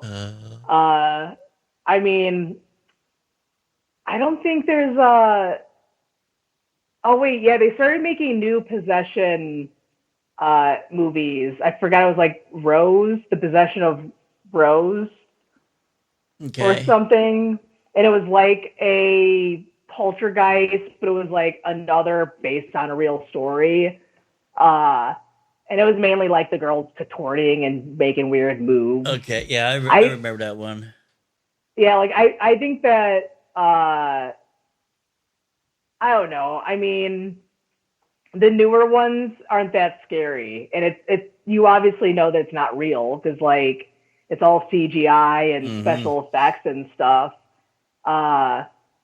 Paranormal, even though it's funny and weird, I kind of enjoy the paranormal movies, but those are one of those like lighthearted ones you were talking about, where you just turn it on, you don't want to think, and you just think it's like funny. Like I got in trouble because I laughed really loud at I think Paranormal 2, where the end scene, the guy's watching TV, and like the wife is just sitting behind him, and then just like breaks his neck, and I'm like, what the hell? You don't notice someone behind you don't notice someone behind you, and she just like automatically knows how to like just break your neck in 2 seconds. She got possessed by like a military trained ghost. She's like crack, crack. Like just I'm like special ops style. I'm just like I started busting out laughing, and people in the theater thought I was crazy. I'm like, come on, guys. Like we were watching her sitting there for like 5 minutes, and he was changing a channel. Like he could have killed her 2 seconds ago, or just been like, "Hey, hon, what's going on?" Oh, nothing. Just want to break your neck. Like, yeah, it's like the Blair Witch stuff where they like turned around. It's like your friend's gone, man. Leave. Like, just like, go home. I mean, Blair Witch was the marketing behind that was really ingenious. I think because there was a lot of people. It was like, oh, yeah. It was like, well, okay, well, I'm seeing the same actress in a commercial, somewhere doing something else, but it's like, but yeah, oh no, this has actually happened. These people were disappeared.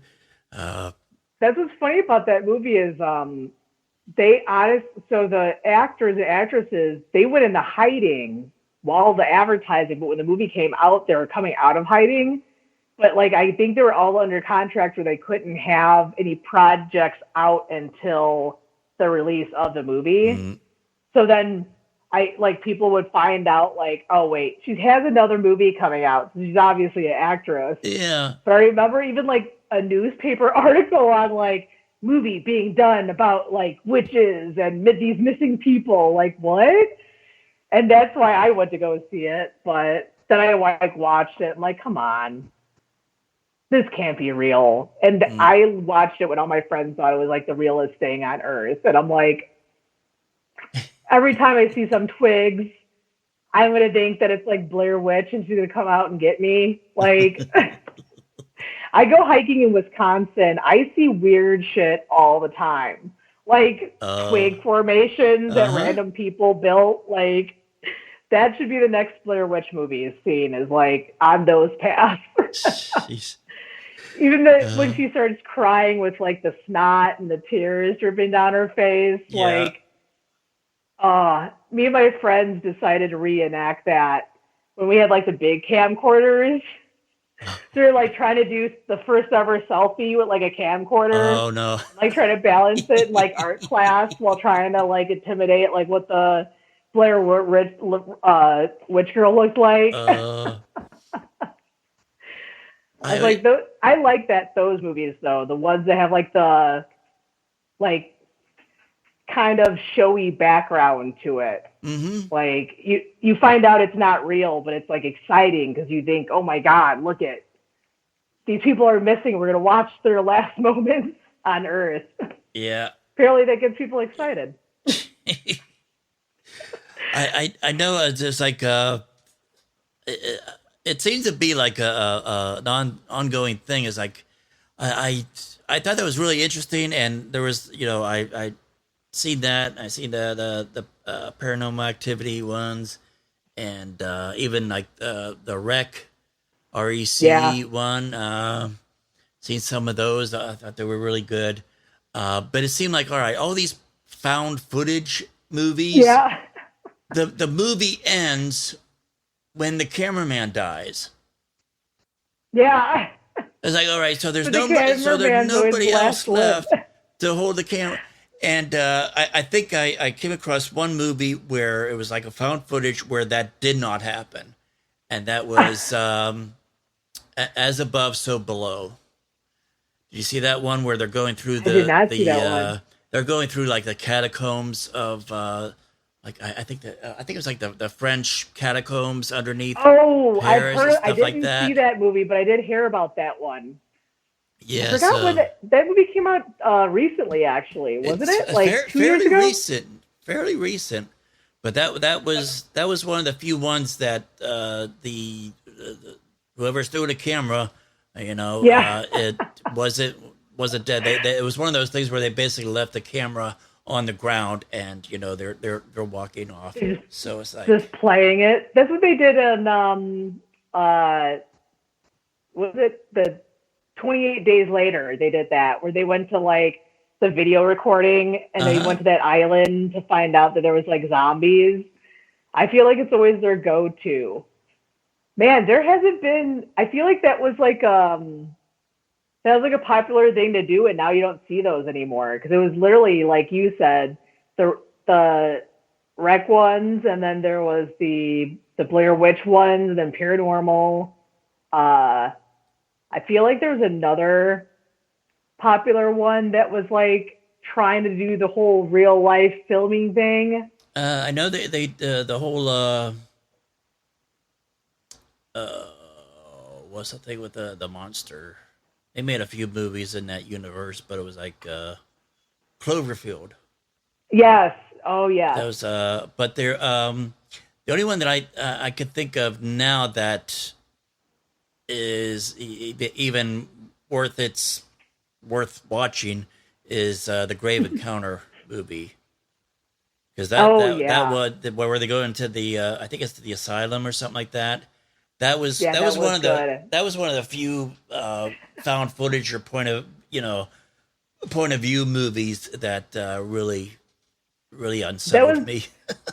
Yeah, I mean, it was done well. I feel like it literally the horror movies within like the 90s went from uh Scream to I Know What You Did Last Summer, like those teeny bopper ones, Uh huh. and then it went from no, we're gonna get serious, but we're also want to be different, so we're gonna just like do these scary self-recorded situations because that's scary, but it's like that's not really scary nowadays because like no one's going to have lost footage on their phone. It's going to be all your Instagrams. You're going to put it all together. But then there's still those people are still trying to make those movies. And that's where you see the movies where they do that, where it's like you'll see Zooms like this or like Skypes.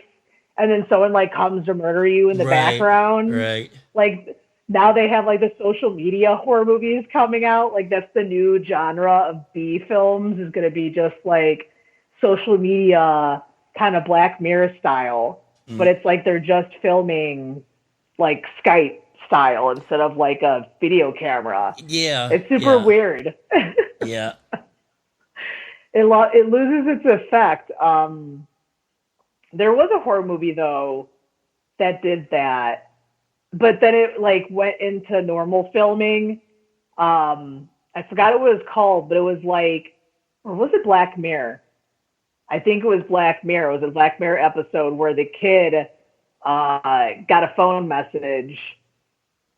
No, it is a movie. It wasn't Black Mirror. It both had the same idea where like you got a phone message and this guy's blackmailing you, so you have to do all these things. But the movie was like a game show where you could win like $1 million and all these people playing this Mm. game and they would make you like murder people or like crash a car or destroy someone's life.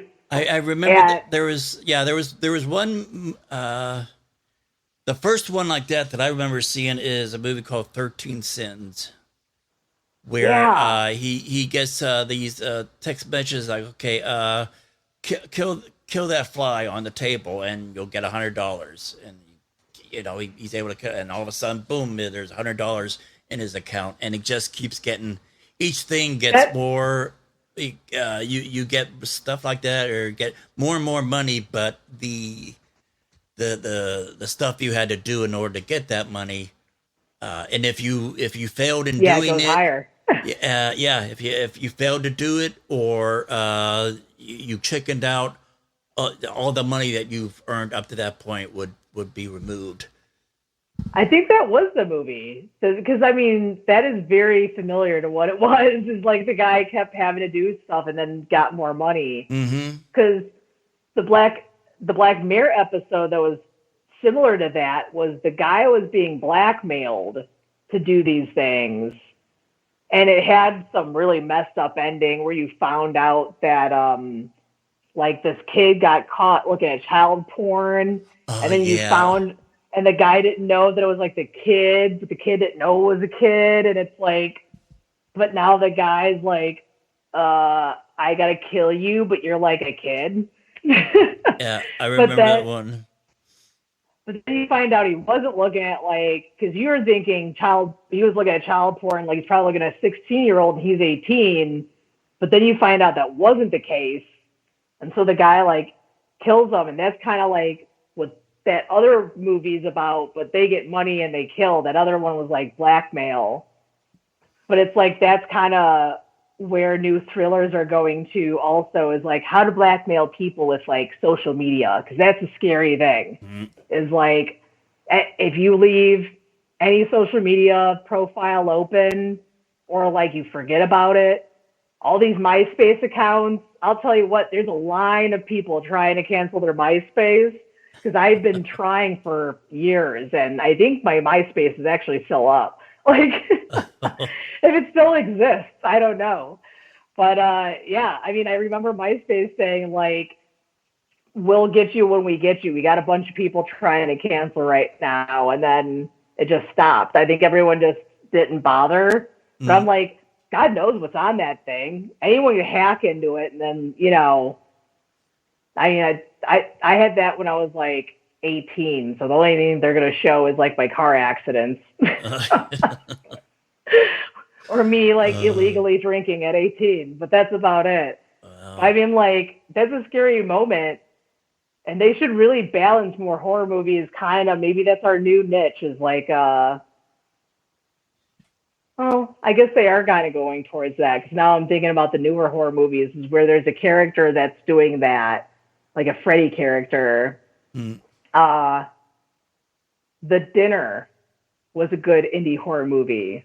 I don't know why that reminded me of it, but that was an awesome movie. I forgot the whole basis of it is these people were invited to a dinner and then they like somehow all end up killing each other and it ends up being some kind of weird cult thing where everyone's killing their friends. Like they find these like lanterns and you're supposed to turn it red when you killed all of your friends or whatever. These people, I forgot the name of that movie, but it was like, oh no, it was The Dinner. It was really good. The Invitation? Yes, The Invitation. I was like, The Dinner, The Invitation. Yeah, the guy's ex-wife and her I guess the new invites guy. them to a thing, and it's like, yeah. First of all, like that's a bit. First of all, that was a red flag to begin with. Why are you going to your ex-wife's house for a party? Like, and then you're gonna think it's totally fine. Like, no, this is suspicious at all. And now you got like all these other people. As soon as I saw something weird happening, I would have been busted out. Like that guy was just still like, this is weird. Let me investigate. I'm like, of course. Why we wouldn't have a horror movie if you didn't investigate? Now, Liz, you were saying you had had a game. Yeah, so it's actually horror themed. I was hoping to expand more on this game, maybe in the near future, when people actually could get into their hands, because of quarantine, I am kind of stuck. All of my stock of my game is actually at my manufacturers, unable to be given to me. Okay. Because I ordered it to go pick it up and I can't pick it up, and it costs like $1,000 to deliver it, and it's like only an hour away from me, so I'm kind of like at a standstill. But you can still order it on my website through my manufacturer. But it's called Summoned. It's basically a party card game where you, the whole base of the game is like you're being possessed by a demon. So now you're a demon. So it's like a game of tag, but it's like truth or dare with just dares. So I'm daring you to do something. And those are curse cards. So you're cursing people with dares. And the demon's the active player. You hand them a curse card and you have to do that action at that certain amount of time or you don't get the card. And the whole purpose of the game is to basically curse all of your friends and try to screw with them as much as possible. Just because the cards say you can't use your hands for 5 minutes doesn't mean you could like talk to the person next to you to help you out. Or you could be a total asshole and not help out to get that person to lose that card. Okay. So it gets kind of sketch. It's like the whole base of the game is to be as evil as possible. So there's a lot of open space for people to be, I guess, like as sneaky as they can. I've played plenty of times with my friends and I've done some play tests where people's gotten really evil with it. It almost makes you as angry as Monopoly. There's been fights. Because if you get a lot of people doing the game, it's like a bunch of people are passing cards out at the same time at some point because some dares might last 5 minutes, some dares might last 1 minute, but you're still doing the game because you're possessing people and becoming demons. So as you're doing this and you're losing cards and gaining cards, you want to collect as much curses as possible. So by the end of your game, the person with the most cards wins. But every dare is simple. It has no drinking involved. It says to drink a pint or a shot, but it never tells you to drink liquor. So if you have a friend that doesn't drink, make them drink pickle juice. Or make them drink some stale milk. Like, that's the whole basis of the game, is leave that opening. So it's a fun party game, though. And then in this game, it's like a very bored Monopoly kind of version of what a party game would be. Mm-hmm. But we're trying to stick different elements in it that most people that just do the mindless party games would never think to do. And then they'd be like, this is fun. I'm going to get a normal game, or I'm going to get a regular card game, or I'm going to get a normal, or I'm going to actually go play Monopoly again, or play another board game. This was fun. And then they'll open up, because a lot of people that don't play board games, they don't see that there's like a lot of cool board games that aren't like about, fighting elves off, or, there's other topics. I played Rap Gods. Hilarious game, because you get to like make your own like rap story, and then at the end of the game you get to like tell what your rapper gone through. And my rapper wasn't successful at all. My rapper made a lot of bad moves, but it was like my rapper started basically selling CDs out of their car, and then they made a bad tweet, and then their career was just over. So like, my guy kind of sucked. But there's like just different fun games. I bet they don't even know there's like zombie games out there. So we're basically tricking people. Okay. You're not really playing a party game. You're playing a regular board game. No. This is a social environment. Sometimes we deal with drinking. We always give that an option. We decided to call our party games themed games because we don't want to encourage or if you don't drink, we don't want you to feel like you can't play Summoned. You could just, right. It might be scarier to play Summoned when you don't drink, because then you got to find other liquids to drink or eat, and that's going to suck for you. Because, I mean, if it's pickle juice, not bad. I like pickle juice. Like, I could down a shot and not even gag. But spoiled milk, no. You're probably better off actually drinking. But we have our summon game. that's available on our website at www.attacksmarsgames.com. Yep, it's Attack from Mars, so Marrs, because it's my last name. Two R's. Okay. Yeah. Yes.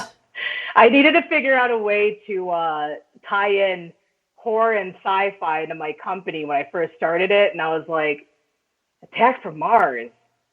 I'm like, but I get like copyrighted. I go, I can use my last name because half my life people would make fun of me and say, you're from Mars? So I was like, awesome. Name taken. Horror Thieves board game done. So now it's like my dream company. So now I'm doing the weed game. My mom is super proud. She keeps telling me I should make kid games. And I'm like, if you've seen my portfolio, I don't think I'm going to get a lot of people signing up for me making any kind of kid game. They might be scared to buy that. Like, she could hope, though. Yeah. The games will only get worse. No. We're hoping to do an actual horror-themed board game. We're trying to think of our goofy niche, though, for that one to see what it's going to be. Okay. I don't know if it's going to be like we're going to add gore to it or something silly, but we'll figure something out. Alrighty. Maybe like a pie in the face, but with blood. No. That's the kind of games we make. Okay. Well, Liz, thank you so much for getting together. And yeah, I've been wanting to talk about horror movies and stuff like that for a while, and I just wasn't able to find somebody to do it. So now I got to do is find someone that we can talk about cigars. But thank you everybody for listening in. If you're still listening, or yeah, you fell asleep. I don't know. You got some nightmares. There we go. Pleasant dreams, everyone. Yeah. Well, Liz, I brought my backup music. Thank you. Thank you so much.